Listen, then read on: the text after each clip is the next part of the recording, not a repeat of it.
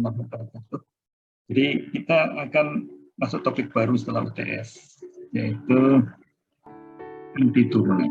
Nah, ya, anti turunan itu kebalikannya dari turunan. Nah, dia ada kaitannya dengan integral. Ditulisnya dengan notasi integral. Jadi integral itu adalah tolong carikan anti turunannya, seolah bilang begitu. Terhadap apa anti turunannya, terhadap X atau Y atau T atau S. Nah, nanti dilihat aja petunjuknya gitu ya. Oke, jadi di sini kalimat pertama ini anti turunan, kebalikan dari proses turunan. Kalau semula Anda bisa menurunkan, kalau disuruh mencari anti turunannya ya dibalik aja.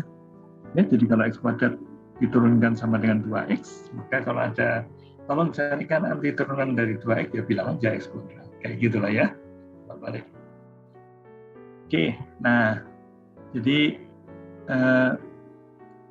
kalau Anda bilang bahwa F itu adalah anti turunan dari F besar, ya, maka nulisnya kayak gini. Kalau F itu anti turunan dari F besar, jadi F itu adalah suatu fungsi, ya, dan dia adalah merupakan anti turunan dari F besar, ya. Salah.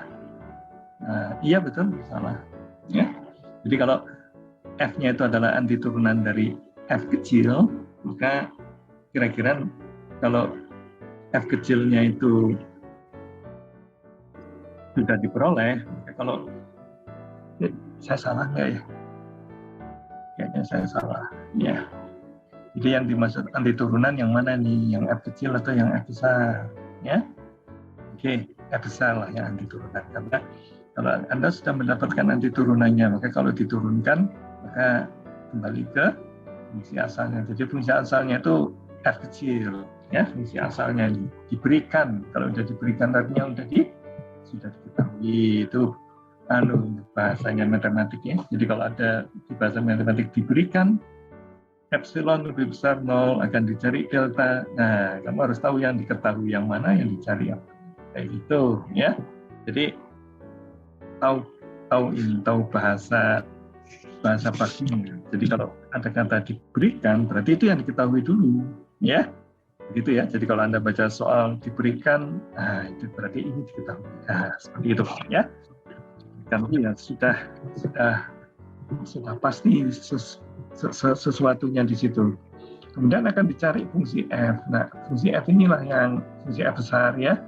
Fungsi F besar ini nanti akan kita sebut sebagai anti turunan. Kenapa? Soalnya kalau F-nya ini diturunkan, maka dia akan menjadi F kecil.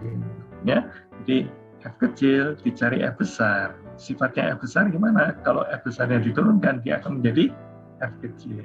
Ya, jadi yang anti turunan itu adalah yang F besarnya. Ngerti ya? Jadi bolak-balik seperti itu. Oke, nah contohnya begini.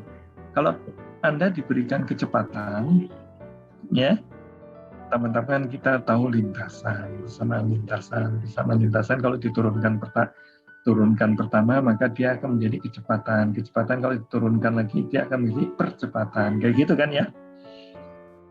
Nah sekarang kalau kita dari lintasan menjadi kecepatan, nah sekarang kalau diketahui kecepatan bisa nggak kamu mencari lintasannya? Nah kayak gitu ya. Jadi lintasan itu ya jarak tempuh lah kira-kira ya. Jarak tempuhnya ini mobil sudah nyampe mana di detik sekian kayak gitu loh ya, atau di menit sekian. Seperti itu kira-kira permasalahannya. Jadi dibalik. Kalau tadinya diketahui lintasan kemudian dicari jarak, sekarang diketahui jarak. Ya, jadi kalau kamu bilang saya dari jam sekian sampai jam sekian kecepatannya sekian atau gitulah ya, atau dari menit sekian ke menit sekian kecepatannya sekian, dari menit sekian ke menit sekian kecepatannya sekian, maka saya bisa menghitungkan jarakmu itu di menit tertentu itu berapa jauhnya dari titik awal, kayak gitu ya. Seperti itu kira-kira idenya bahwa diketahui lintasan, persamaan lintasan kamu bisa mencari jarak, diketahui jarak kamu bisa mencari lintasan. Jangan kepikir iya bukan rumit, ini pelajaran ya, pelajari aja. Oke. Ini kan kebetulan contoh soalnya kecepatan. Soalnya kalau dikasih contoh soal yang lain, kamu nggak akan ngerti. Kalau dikasih soal tentang genetika atau dikasih soal tentang ekonomi, ya kamu nggak ngerti. Karena itu kamu dikasih soal yang kira-kira nyambung dengan ilmu SMA, kayak gitu ya. Jadi ada dosen senior di ITB ketika rapat pimpinan ITB, ya nggak nanya ke kita, nggak apa, cuma bilang apa betul kalkulus itu kelanjutan SMA? Ya betul-betul aja. Kenapa? Memang kalau langsung diajarkan matematik yang lanjut, apa bisa itu anak SMA? Lulusan SMA ya nggak bisa. Harus sesuatu yang nyambung dengan pelajaran SMA, itu natural gitu loh. Masa sih masih tingkat 1 sudah dihajar dengan materi matematik yang tingkat lanjut yang ngarang itu kalau dia mimpikannya itu matematik itu sekedar hafalan ya. Kalau matematik isinya pemahaman, nggak bisa begitu, nggak bisa tiba-tiba matematik tingkat lanjut ya. Tingkat lanjut itu nggak ada pemahaman, nggak paham, nggak apa, pakai aja gitu itu. Tapi kalau matematik yang akan dicari pemahamannya di kalkulus ini, maka modal dasarmu itu adalah seluruh ilmu yang kamu bawa waktu SMA itu ya. Sejak SMA itu kamu bawa ke sini, disitulah kita akan menerangkan konsep-konsep. Nantinya ketika kamu menghadapi masalah yang lain-lainnya, ya tentu bukan urusan jarak lintasan dengan kecepatan, ya tentu urusan-urusan yang lain ya, urusan-urusan yang lain. Jadi kalau di ekonomi ada yang seperti itu ya, di fisika juga ada yang seperti itu, di kimia juga ada yang seperti itu ya, di mana-mana ada seperti itu. Namanya ilmu dasar gitu kan ya, mendasari semua ilmu-ilmu yang lain. Itulah dia. Jadi matematika dasar ini ya, matematika yang akan mendasari ilmu-ilmu yang lain. Jadi jangan sampai aduh bosen saya ilustrasinya kok kecepatan lintasan apa nggak ada yang lain. Nanti kalau dikasih yang lain kamu nggak ngerti masalahnya itu ya. Jadi terima aja lah bahwa ilmu ini adalah kelanjutan dari SMA. Jadi kalau ini sekarang saya kasih ilustrasi bahwa kecepatan dari waktu gini ya, kalau ada fungsi ya, ini kan fungsi, mata kita itu kemana? Menurut petunjuk yang sudah-sudah, supaya kamu bisa ngerjain ujian, jangan lihat ini dulu ya. Lihatnya apa? Lihatnya domainnya dulu. Nah itu trik ini ya, trik supaya Anda ngerti bahwa kalau kecepatan saya di waktu antara 0 sampai 10, nah kayak gitu matanya melihatnya ke, ini kan VT, maka mata kita harus melihat ke T-nya dulu, domainnya di mana sih. Nah kayak gitu, ternyata domainnya dicacah menjadi dua cacah seperti ini, dicacah di sini ya, kemudian dicacah lagi di yang kedua ya, kemudian ada yang ketiga, kayak gitu.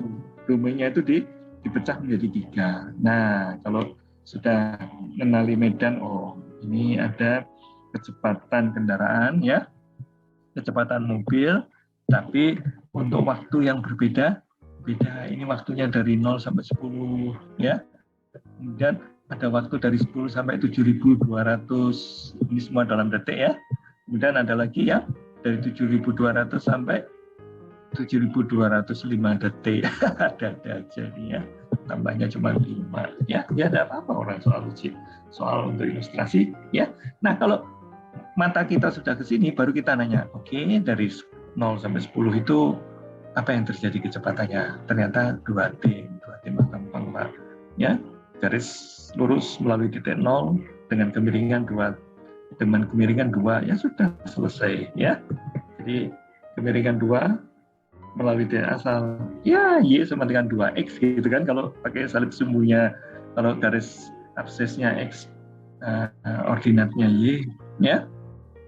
Di sini ordinatnya VT tapi absesnya adalah T. Nah kayak gitu, sehingga persamanya adalah 2T. Jadi bayangkan Anda bisa menggambar 2T itu di bidang baris dengan domainnya itu adalah 0 sampai 10. Ya nanti akan kita gambar ya. Kemudian antara 0 sampai 7.200 loh, kok skalanya segede itu Pak, apa nggak sulit gambar? Alah, kita skala mah kira-kira aja, asal tunjuk aja dari tulisan di situ 7.200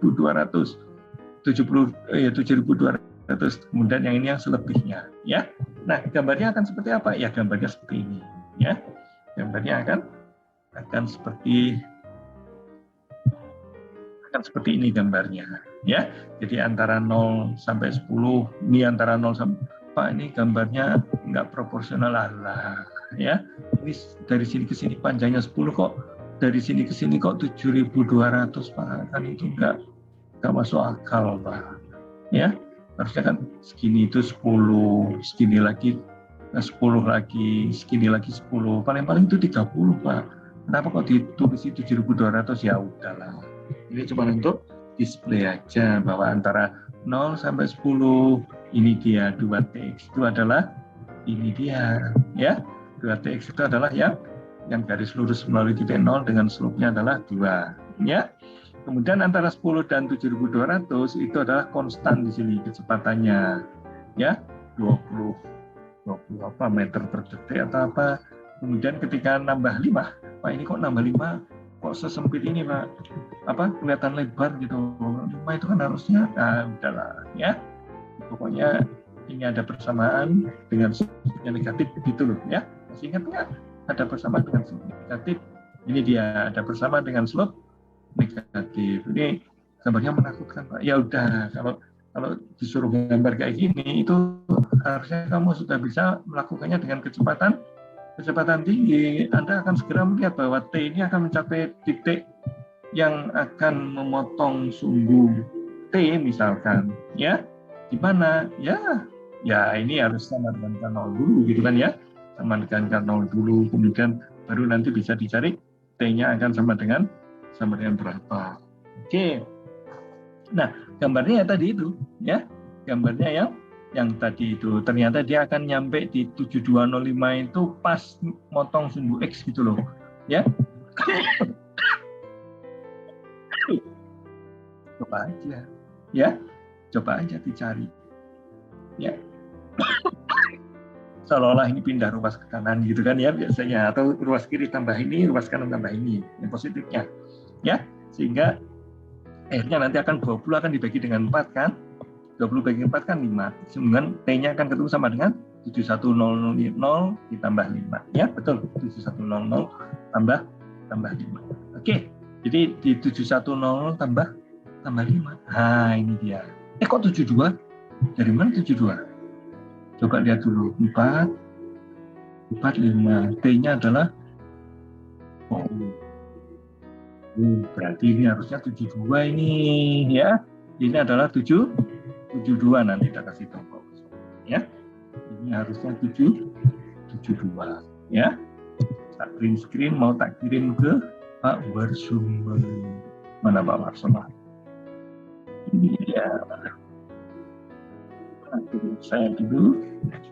Jadi saya biasanya ngasih tahu Pak Warsuma ini ada yang salah, kayak gitu, ya. Dan lain kali diperbaiki. Oke, kita kembali lagi di sini. Nah, sekarang ditanya, setelah 500 detik, kamu itu ada di mana? Kayak gitulah, ya. Setelah 500, berapa jarak tempuhnya setelah bergerak 500 detik? Nah, itu dia. Setelah 500 detik, tentu 500 detik itu kan ada di selang sini, ya. Ada selang sini. Jadi, ketika dari 0 sampai 10, kamu itu ada di kecepatannya berapa? Ya, kalikan dari 0 sampai 10 aja itu kamu menempuh jarak berapa, kayak gitu kan? Jarakmu itu kira-kira sekian, kayak gitu kan? Dari 0, kemudian jalan terus kayak gitu, ya. Itu kayak ini, kayak garis ini, ya. Jadi jauhnya jarak tempuh kamu sampai 10 detik itu seperti ini. Jadi kan kalau kamu menempuh jarak 1 detik misalkan, maka kamu ada di sini, ininya apa namanya? Seolah-olah kamu itu lagi menghitung luasnya nantinya, ya. Sekitar seperti menghitung luasnya karena kecepatan, ini kan kecepatan, ya. Yang ke atas ini kecepatan, sedangkan yang ke bawah ini adalah, yang mendatar ini adalah waktu. Jadi S itu apa? Jarak tempuh itu kan kecepatan dengan waktu, gitu ya. Sebelah sini waktunya, sebelah atas kecepatannya. Jadi ini nantinya itu tugasmu itu seperti menghitung seperti menghitung luas segitiga ini antara waktu 0 sampai 10 detik. Nah, kalau kecepatannya konstan gampang mengilustrasikannya. Kalau antara 10 sampai 720 gimana? 10 sampai 720 itu segini jadinya. Ya. Segini jadinya. Nah, ini ya. Jadi ini alasnya itu adalah 7200 dikurangi 10 gitulah ya. Terus tingginya berapa? Tingginya 20. Nah, posisimu itu adalah waktu kalikan kecepatan. Nah, ya. Kalau kecepatannya konstan ya kalikan dengan bilangan konstan, tapi kalau kecepatannya nggak konstan ya kamu harus mencari luas ini dia. Nah, mencari luas ini gimana? Ya setengah alas kali tingginya 20, alasnya 10. Ya, gampang lah mencari luas segitiga ini ya. Dan mencari yang sebelah sininya. Nah, tugasmu apa? Tugasmu mencari yang 500 ya, jangan cari sampai ini dari 10 sampai 500. Artinya lebarnya itu adalah 490 kalikan 20. Ya, seperti itu kira-kira. Ah, ini dia, ya. Jadi di sini lebarnya itu adalah 490, kemudian dikalikan tingginya 20. Sedangkan yang segitiga ini adalah setengah alas kali tinggi. Seperti itu, ya. Lagi-lagi ilmu SMA lagi, ya. Lagi-lagi ilmu SMA lagi. Enggak apa-apa, jangan khawatir, ya. Di semua SMA juga bagus. Nah, ya. Nah, proses kita mencari posisi tadi itu adalah proses mencari anti turunan. Ya, oke. Tapi ini ilustrasi bagaimana Anda diketahui dari turunan pertama, Anda akan mencari anti turunannya. Tapi anti turunannya itu kalau dari kecepatan kan anti turunannya itu jarak ya, lintasannya atau jarak lah ya. Jarak di setiap waktu itu namanya lintasan, gitulah ya. Sehingga ketika ditanya pada posisi di mana kamu itu berapa kilometer dari titik asal atau apalah ya, pada posisi di mana kamu itu ketika berapa jauh maksudnya ketika di titik waktu 500 detik. Nah, itu dia ya, 500 detik itu kamu menempuh jarak seperti apa. Nah, ternyata menempuh jarak di sini itu pemahamannya itu adalah mencari luas ya. Jadi mencari turunan itu nantinya adalah mencari anti turunannya itu nantinya seperti mencari luas kayak gitu loh ya, seperti mencari luas. Karena apa? Karena anti turunannya itu kan, mencari anti turunannya itu kan seolah-olah seperti alas kalikan tinggi gitulah ya. Kalau itu luasnya 4 persegi panjang, sedangkan kalau segitiga ya setengah alas kali tinggi kayak gitu ya. Oke deh, sekarang kita lanjutkan. Ini ada soal lagi, tentukan semua kurva kemiringan garis singgungnya ya. Kurva yang kemiringan garis singgungnya di setiap titik selalu 2 kali absisnya. Jadi turunan pertamanya itu sama dengan 2x. Itulah ya, f aksen x sama dengan 2x, atau f aksen t sama dengan 2t, atau x aksen s sama dengan 2s, terserahlah variabelnya apa. Ya. Di sini adalah f aksen x sama dengan 2x. Kira-kira kurvanya akan sama dengan apa ini turunannya? Cari fungsi f besar x ya, ini kan. Cari f besar x yang kalau diturunkan menjadi 2dx, menjadi 2x, ya kira-kira x kuadrat. Ya, kira-kira x kuadrat. Nah, kita akan membangun intuisi yang seperti itu. Intuisinya di sini itu diperlihatkan. Ini ada titik. Titiknya ini kan negatif, ya. Titik ini loh yang saya tunjuk ini, ya. Atau dikasih inilah, bukan titik ini, titik di sini, atau jangan jauh-jauh lah, titik di sini. Nah ya, ini kan min 1 ya, min 1, titiknya itu ininya menghasilkan garis kemiringan seperti ini. Ini kasih poin, apakah ini bisa nggak? Tapi nanti jadi hilang ya. Nah ini, hampir hilang tuh, ya. Aduh, kapok ya. Atau lingkar, menakutkan gitu ya ininya layarnya. Kalau pakai pena akan seperti itu juga. Jadi gimana nih baiknya? Ya udah saya tunjuk begini aja lah ya. Saya tunjuk pakai kursornya ini aja, titik ini misalkan, ya. Titik ini kan, atau titik yang sebelah sini. Ini kan titik-titik min 1 ini. Segini itu, ya. Ini adalah titik-titik min 1. Slope-nya akan sama semua ini. Ya, ini adalah min 2 semua ini. Ya. Ini slope-nya adalah min 2 semua. Demikian pula kalau saya ambil titiknya itu adalah di X1, maka slope-nya ini adalah sama dengan 2 ini. Ya, jadi slope ini adalah 2. Kalau kamu ngambilnya titik 2, maka slope ini semakin steep. Itu adalah 4 ini. Ya, ini 4. Di sini juga, ini ada main 2, ini juga steep, tapi ini main 4 ini slope-nya. Kayak gitu loh. Ya. Nah, kalau kamu sudah tahu gambarnya seperti ini, maka kira-kira gambarnya akan seperti apa? Gambarnya apa? Lintasannya seperti ini? Aduh, nggak sama ini. Kalau ini kan lintasan ini kan harusnya untuk lintasan-lintasan di mana kalau dikalikan, kalau posisi X dikalikan 2, itu kan harusnya akan membentuk ini, membentuk kurvanya itu, ya. Ini enggak lah. Kan tadi kita sudah menduga gambarnya adalah X kuadrat. Ya, Y sama dengan X kuadrat. Ini kan Y sama dengan minus X kuadrat. Ya, ini berlawanan ini. Karena ini apa? Di sini slope-nya positif, misalkan ya, ini di titik 1 kan, di sini kan slope-nya harusnya positif, tapi kalau menurut gambar ini slope-nya harusnya negatif. Harusnya yang sebenarnya gimana? Yang sebenarnya harusnya positif, Pak. Kan ini nilai X1, kalikan 2 kan 2, slope-nya itu harusnya ke sini, Pak. Ini kok slope-nya miring kayak gini kalau ini garis singgungnya, ya. Kalau ini garisnya singgung di sini kan slope-nya akan negatif. Jadi gambar ini itu nggak pantas lah, ya. Jadi tidak, ya. Ini bukan calonnya. Kalau ini juga kayak gitu, ya.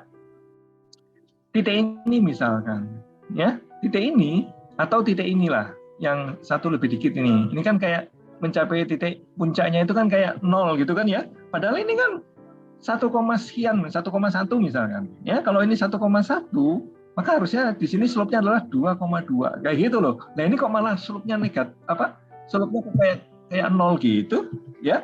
Kayak 0 gitu. Aduh.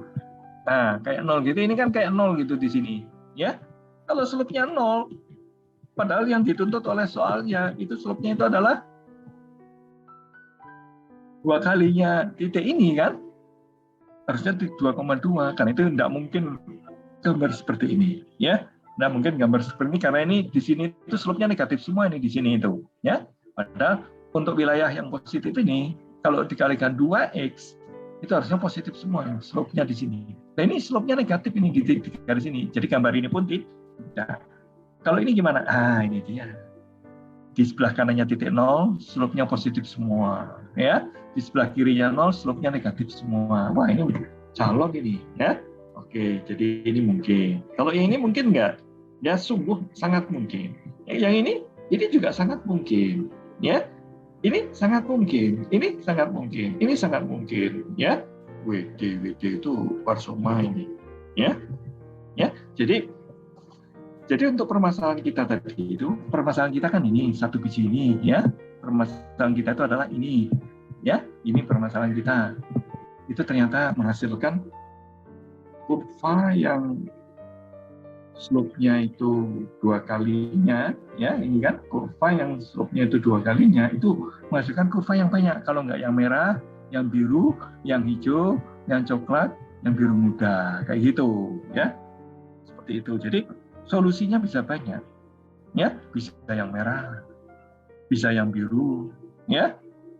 Ya, ini kan semuanya berasal dari 2x kan. Ini kan ini 2x itu yang ini kan. Apa? Sama dengan x kuadrat. Nah, kalau x kuadrat tambah 1 kan masih solusi ini juga. Kalau ini kan kalau yang biru ini kan kira-kira x kuadrat tambah 1 gitu kan ya. Kita masih ingat rumus translasi itu. Ini kan x kuadrat tambah 1.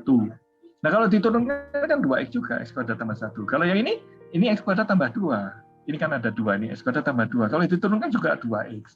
Yang ini adalah x kuadrat tambah 3. Kalau diturunkan juga 2x. Jadi satu buah fungsi ini yang diketahui cuma satu ini, turunan pertamanya 2x, solusinya itu nanti bisa macam-macam. Ya, solusi yang umumnya ada, tapi nanti solusi khususnya juga ada, ya. Oke. Jadi inilah dia ide mencari anti turunan itu tak lain adalah mencari fungsi yang solusinya itu bisa banyak, ya. Solusinya itu bisa banyak. Coba kalau ini dipakai di pemodelan ekonomi, ya. Ini kan kayak lintasan kan tadi itu, kalau yang tadi itu loh lintasan jalan itu. Jadi kalau diketahui pertumbuhan ekonominya seperti ini, lintasan perekonomiannya bisa kayak apa? Nah, kayak gitu loh, ya. lintasan perekonomiannya bisa kayak apa, untuk GDP-nya lintasannya akan seperti apa, untuk inflasinya lintasannya seperti apa, untuk suku bunganya lintasannya akan seperti apa, kayak gitu nantinya, ya. Tapi kalau itu langsung dikasihkan di sini, pusing kamu memahaminya. Aduh, nggak ngerti Pak, itu kan pelajaran lanjut, kayak gitu loh, ya. Jadi bisa dimaklumi kenapa masih urusannya dengan kecepatan dan jarak, ya, karena itulah yang bisa diajarkan ke mahasiswa yang baru lulus SMA. Jangan dikasih yang lebih dari itu. Nantilah kalau udah lulus S1 baru diajari yang gitu-gituan. Nah, kayak gitu setelah lulus S1. Atau S1 di tingkat terakhir kayak gitu. Bolehlah, ya. Dikasih yang bagaimana menggambarkan perjalanan perekonomian. Nah, perjalanan perekonomian itu nanti bisa saya bikinkan secara matematika gitu, ya, dengan ide ini ya. Coba ini bayangkan ya. Sehingga nanti saya bisa memodelkan hanya dengan matematik bahwa ya ini modal saya dengan matematik itu saya presentasikan ke mahasiswa S3 ini di ekonomi. Dari hasil matematik ini coba lihat, ya kalau ada presiden Amerika baru naik, baiknya gimana dari persamaan ini? Supaya apa? Supaya nanti kan presiden Amerika kan 3 tahun, ya. Jadi dari persamaan yang kita peroleh itu, dari anti turunannya itu, ya. Nanti akan kita lihat bahwa di tahun pertama itu sebaiknya perekonomian Amerika diturunkan dulu. Kayak gitu. Itu dari model matematik itu. Apa begitu Pak? Karena biar nanti di tahun kedua, ketiga, dan tahun keempat kan pemilu kan, kita bisa mengangkat perekonomian naik ke atas. Jadi supaya perekonomian bisa naik ke atas, perekonomian harus diturunkan dulu. Nah, jadi bisa dibayangkan kalau ada presiden Amerika dilantik di bulan November, maka sejak itu ada program untuk melemahkan perekonomian dulu selama setahun. Ya, jadi GDP-nya itu jangan dibikin tumbuh tinggi-tinggi, rendah aja lah, dekat-dekat nol juga boleh. Ya, jadi kalau GDP-nya nggak tinggi, pertumbuhan ekonominya GNP atau GDP-nya kalau di Amerika GNP ya, atau Gross Domestic Product, atau Gross National Product, atau produk domestik bruto, atau produk nasional bruto, kayak gitulah ya. Itu diturunkan dulu, ya. Kayak sekarang ini Presiden Biden, kan ini tahun pertama misalkan ya, itu perekonomian turunkan dulu. Nanti mulai tahun kedua, lebih mudah menaikkan perekonomian kalau perekonomian itu sudah diturunkan dulu.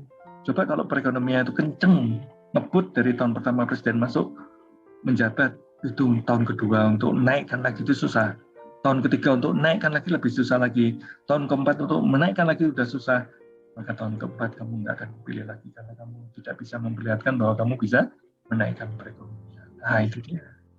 Jadi supaya kamu bisa terpilih lagi di periode kedua, maka Presiden Amerika itu harus dari persamaan matematik loh ini. Coba begitu hebatnya itu persamaan matematik untuk menduga perilakunya Presiden Amerika, ya. Jadi kalau perekonomian ini dari persamaan matematik lagi ya, ini yang saya ajarkan di S3-nya ekonomi UI, ya. Jadi tahun pertama baiknya ekonomi diturunkan dulu supaya apa? Supaya mudah dinaikkan. Ya, perekonomian itu mudah dinaikkan kalau udah diturunkan. Jadi misalkan kalau ini ada COVID kan perekonomian turun. Nah, nanti setelah COVID ini perekonomian mudah dinaikkan karena sudah turun ke bawah kayak gitu loh, ya. Sudah turun ke bawah sehingga semula kan mesin jadi nggak jalan. Nah, nanti kalau COVID sudah selesai kan mesin pada jalan itu. Nah, pada saat itulah kita akan menghasilkan pertumbuhan ekonomi yang bagus. Ya, jadi kalau perekonomian sudah turun, nanti di tahun kedua dinaikkan dikit demi dikit. Tahun ketiga naik lagi dikit demi dikit. Nanti tahun keempat puncaknya perekonomian naik. Pada saat itulah pemilu diadakan. Pada saat itulah orang bilang, oh, karena dia perekonomian jadi bagus sehingga saya tidak nganggur. Nah, gitu kan ya. Padahal di tahun pertama dia di PHK loh dari perusahaan, tapi dia nggak ingat.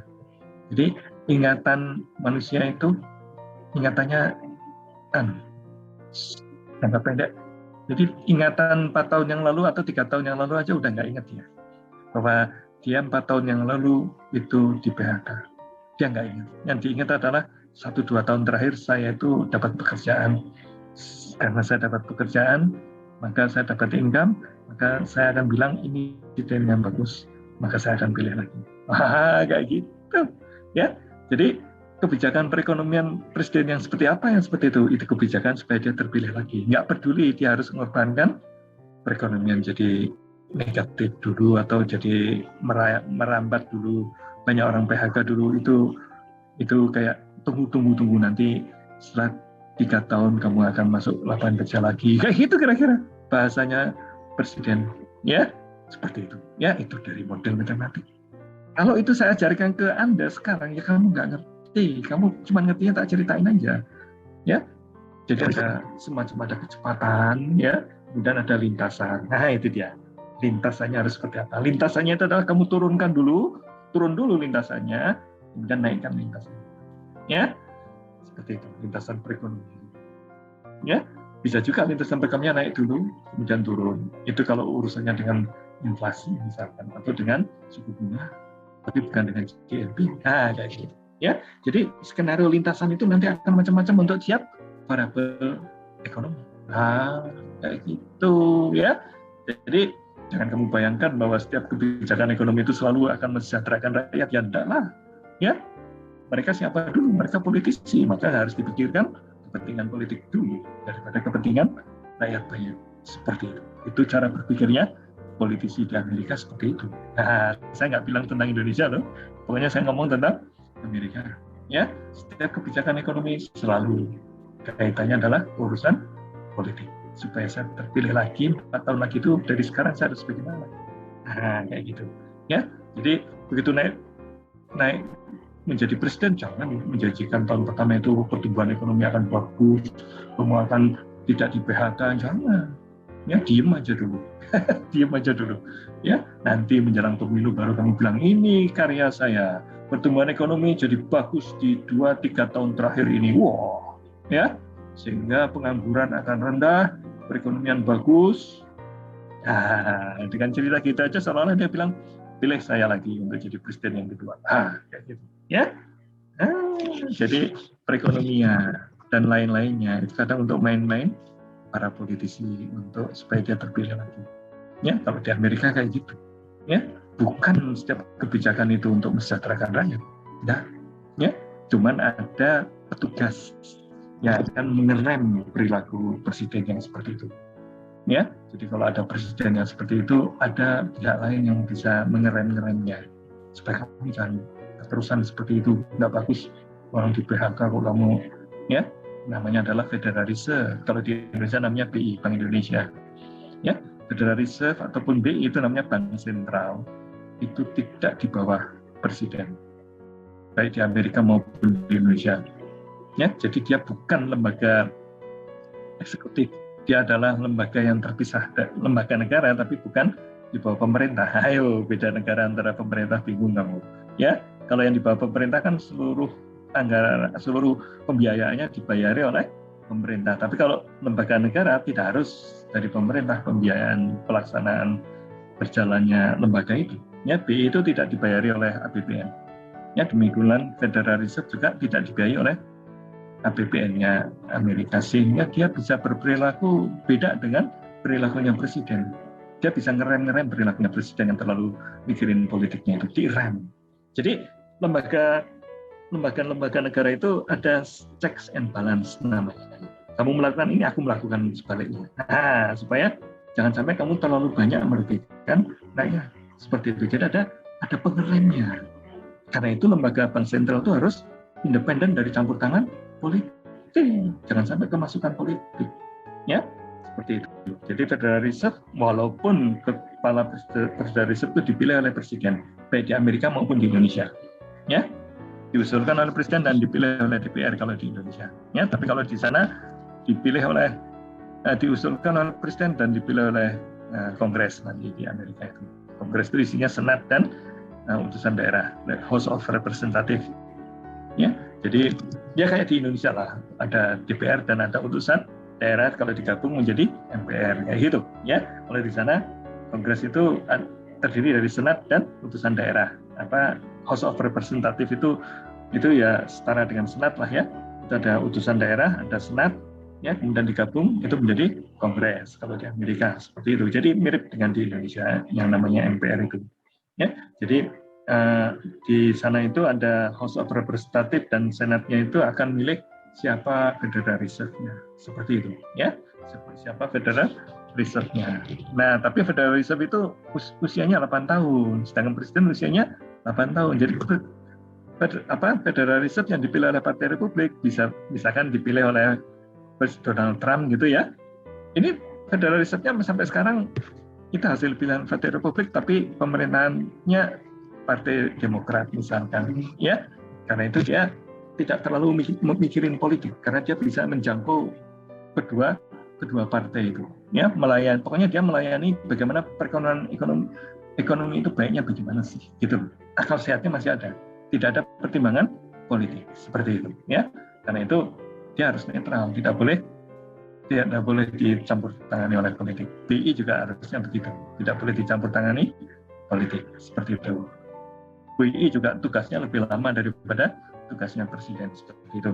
Ya, gubernur BI itu tugasnya lebih lama karena dia harus melayani berbagai pihak kayak gitu loh. Ya, baik dia dari partai, presidennya dari partai ini ataupun partai itu, dia tetap gubernur BI. Ya, jadi begitulah kira-kira gambaran kita bagaimana.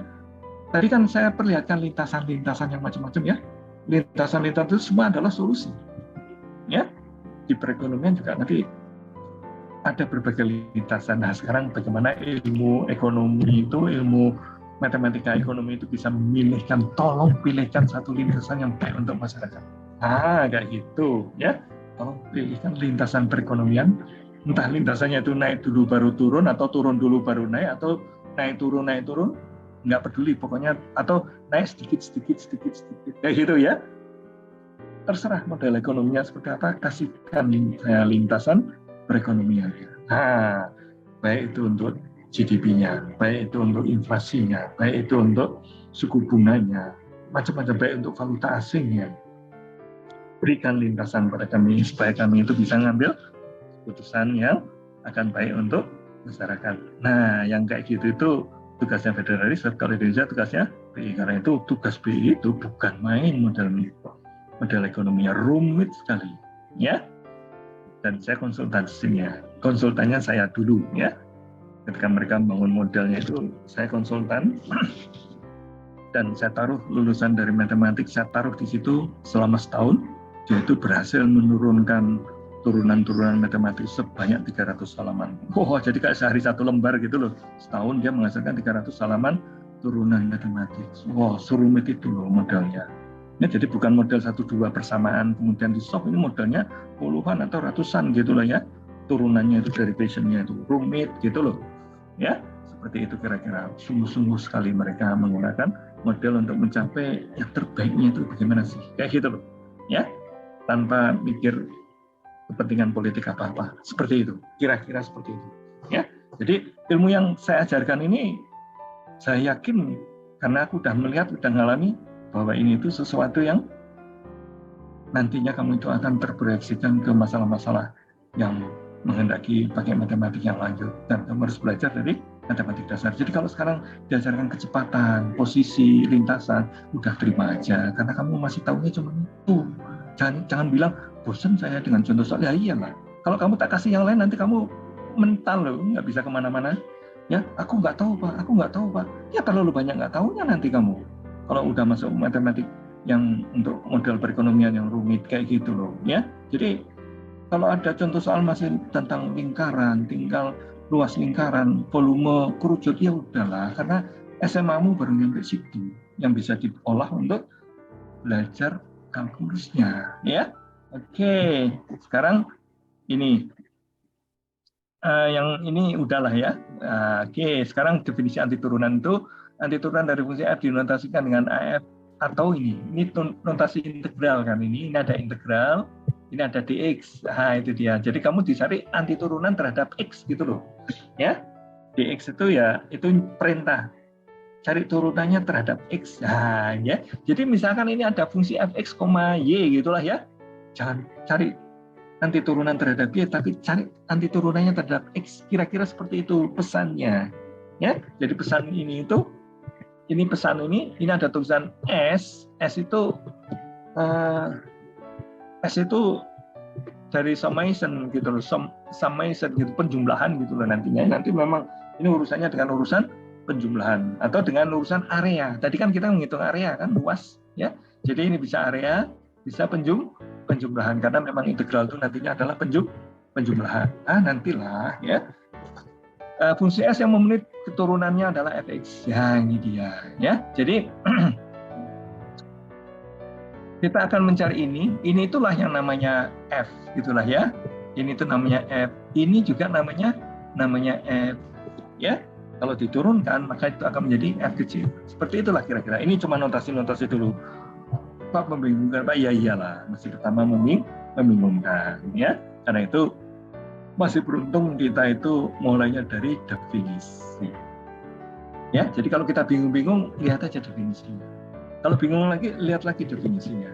Sampai akhirnya nanti kamu bisa take off dengan definisi ini. Tidak kebingungan terusan. Seperti itu kira-kira pesanan dari pelajaran matematik. Mulainya dari definisi. Selalu begitu, ya. Nah, ini dia. Misalkan fx besarnya itu adalah x kuadrat. Gx besarnya adalah x kuadrat plus 1. Hx-nya itu adalah x2 min 4. Itu semua adalah anti turunan dari 2x yang tadi kita bahas. Ya. Ini kan lintasan yang lewat titik nolnya itu. Ini adalah lintasan yang sedikit lebih tinggi lagi, yang plus 1 itu. Ini lintasan yang di bawahnya minus 5. Tadi tidak ada di gambar ini yang minus 5.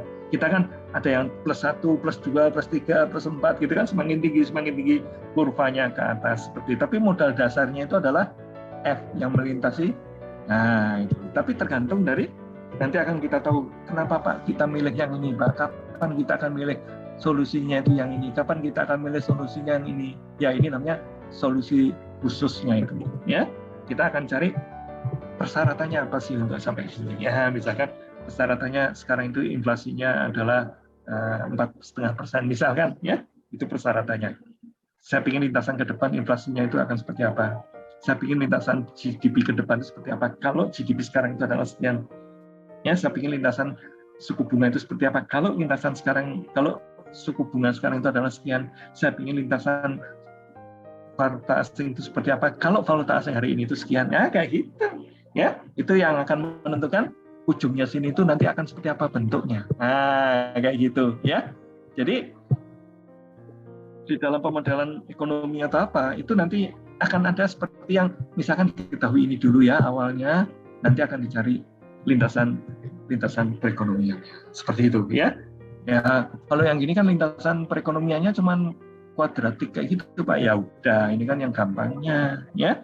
Yang gampangnya, ya. Nah, ini akan dikasih ada C gitu loh, ya. Jadi di sini C-nya itu plus 1 ini, ya.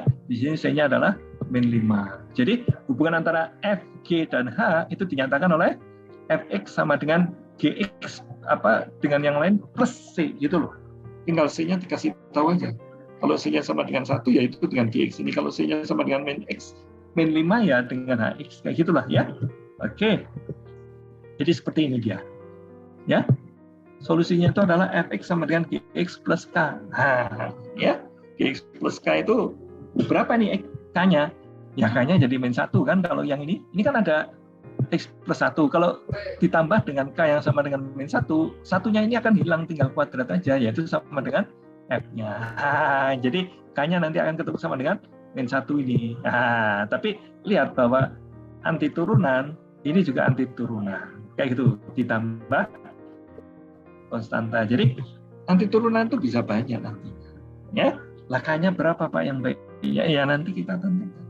Ya, GNP hari ini tahun ini itu berapa, nanti kita akan perlihatkan lintasan pergerakan perekonomian akan begini untuk 5 tahun yang akan datang misalkan, atau untuk setahun yang akan datang, atau untuk sebulan yang akan datang, atau untuk 1 kuartal yang akan datang, seperti itu.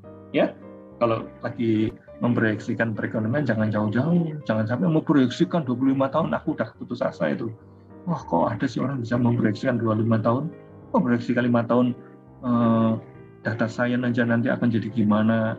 Ini kan data science akan mempengaruhi bagaimana orang berekonomi kan, ya, machine learning atau apa itu, segala penemuan yang baru di Google Map dan Google Search itu akan mempengaruhi bagaimana orang akan bertransaksi di online kayak gitu, ya, itu kan Mana orang bisa melihat 25 tahun yang akan datang Google Map dan Google Search akan seperti apa, yang akan membantu tukang ojek, atau nanti pekerjaannya apa, masih ada tukang ojek yang seperti itu, yang nggak tahu. Karena itu jangan memproyeksikan perekonomian sampai 25 tahun, itu kurang ajar sekali. Paling saya bersihkan 6 bulan ke depan, udah itulah, atau setahun ke depan. Jangan sampai lebih dari 5 tahun, ya. Kalau kamu memproyeksikan lebih dari 5 tahun, kan gitu. Nanti banyak melesetnya. Ya, bisa sih bisa, ya. Mau memproyeksikan 20 tahun ya bisa-bisa aja. Pakai modal matematika kan tinggal dimasukkan aja angka-angka tahunnya. Ya, nanti akan keluar, oh, perekonomian akan segini, kayak gitu loh, ya.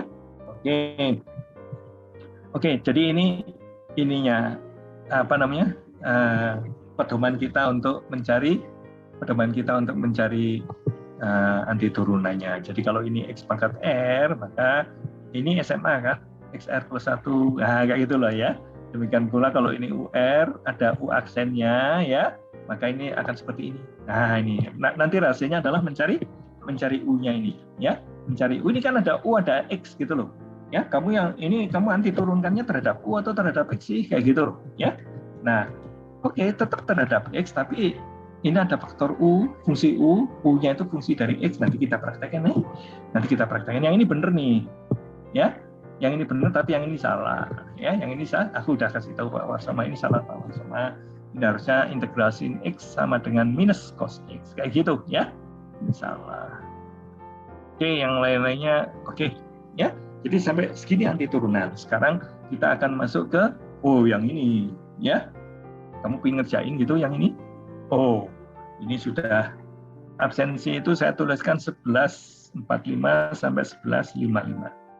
Jadi 10 menit kamu dibagi waktu untuk absensi. Jadi sekarang istirahat dulu lah 10 menit ya.